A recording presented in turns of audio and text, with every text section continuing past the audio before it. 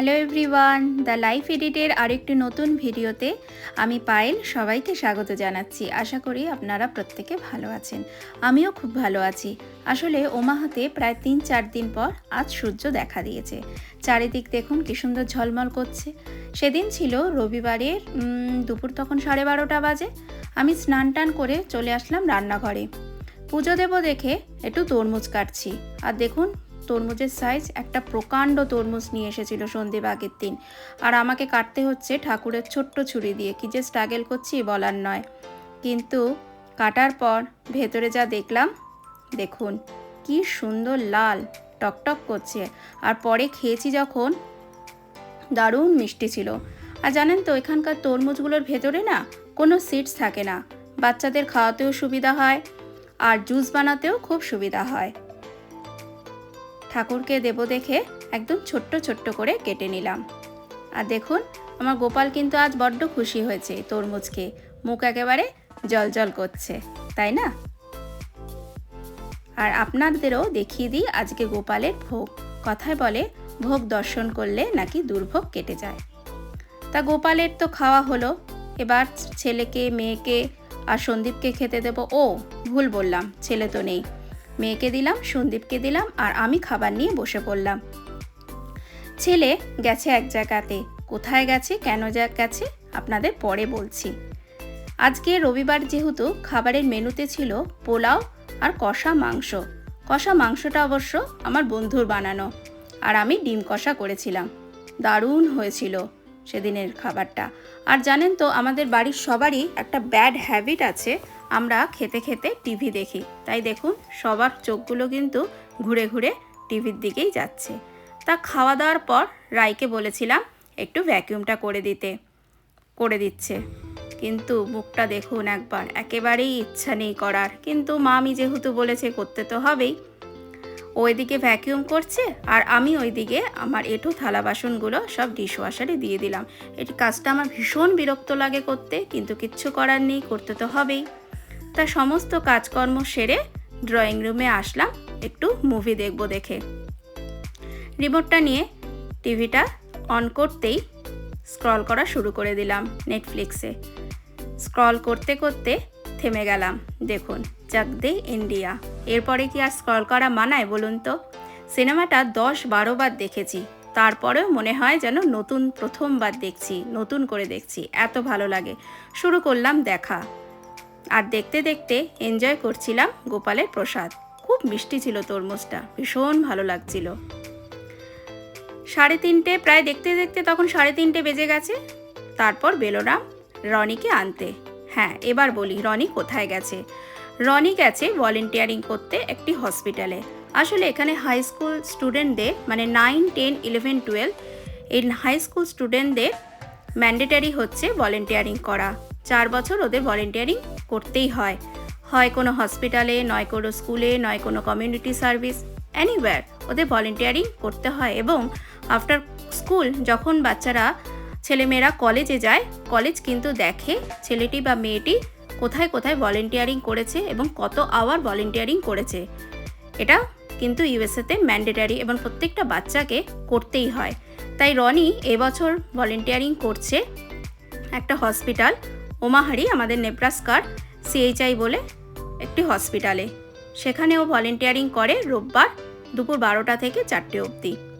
সেখানেই আজ ওর হয়ে গেছে, মানে 4টে অবধি, তো এখন 3:30 বাজে ওকে আনতে এসেছি। আর এই যে সিএইচআই হসপিটাল দেখুন।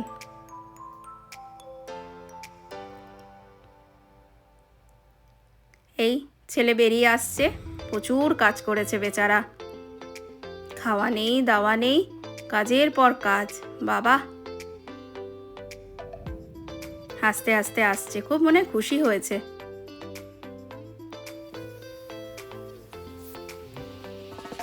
এই যে রনি আপনাদের একটু হ্যালো বলছে, আপনারাও একটু হ্যালো বলে দিন রনিকে। হাসছে কিন্তু, আসলে লজ্জা পেয়েছে, ক্যামেরাটা ওইদিকে দিয়েছে তো সন্দীপ। ও হ্যাঁ, সন্দীপকে এনেছি কেন বলুন তো? দরকার ছিল না। আনার কারণই হচ্ছে আমাকে যাতে একটু ভিডিওটা করে দেয়। গাড়ি চালাতে চালাতে অত ভিডিও করা যায় না, তার জন্য। তারপর রনি বলল একটু কফি খাবে। রনির কফি খেতে খুব ভালো লাগে, আর আমিও ভাবলাম ঠিক আছে আমিও একটা কফি খেয়ে নিই। চলে গেলাম কফি কিনতে। এখানে ইউএসএতে ড্রাইভ থ্রু ব্যাপারটা ভীষণ জনপ্রিয়। মানে আপনি ধরুন কোনো খাবার নেবেন, আপনাকে গাড়ি থেকে নামতে হবে না, আপনি গাড়িতে বসেই খাবার অর্ডার দেবেন, পে করবেন এবং খাবার ডেলিভারি নেবেন। এই সিস্টেমটা ইউএসএতে ভীষণ জনপ্রিয়, লোকজন ভীষণ পছন্দ করে। সেই ড্রাইভ থ্রু থেকেই একটু কফি নিয়ে নিলাম আজকে।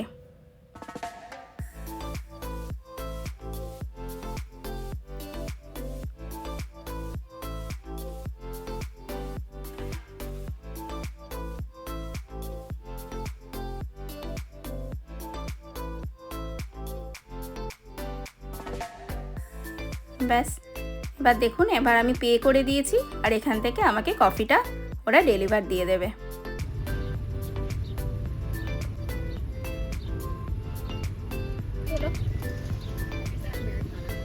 Thank you. Have a good day. Good day.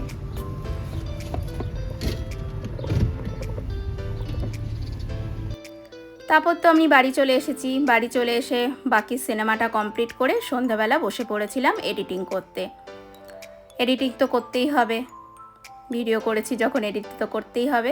সন্ধ্যাবেলাটা পুরোটা আমার এডিটিং করেই কেটেছে।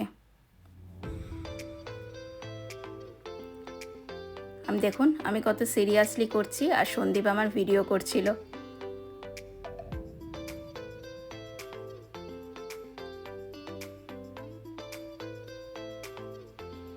আর সামনের ফুলটা দেখছেন, এটা আমার এক বন্ধু দিয়েছে। আগের দিন ও আমার বাড়িতে এসেছিল, ওর বাড়িতেই ফুলগুলো ফোটে, মানে গোলাপ। ও আমাকে এক গোছা গোলাপ দিয়েছে উপহার, আমি সুন্দর করে সাজিয়ে রেখেছি।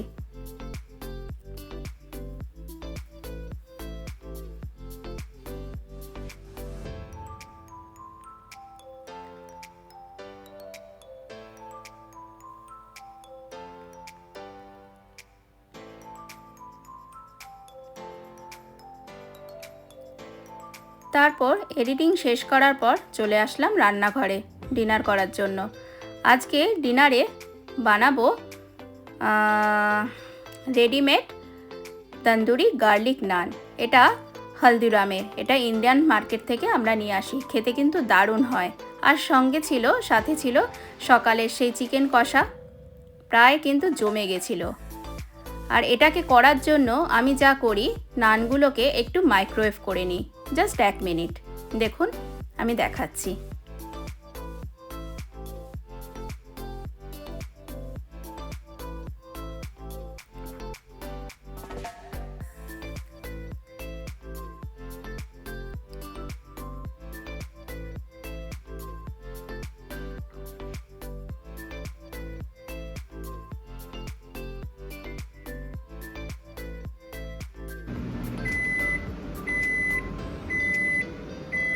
ব্যাস, আমার মাইক্রোওয়েভ করা হয়ে গেছে। তারপর একটা গরম তাওয়ার মধ্যে ওটাকে এপিট ওপিট করে সেঁকে নিলেই কিন্তু গার্লিক নান একদম রেডি। এটা হলদিরামের, ভীষণ টেস্ট।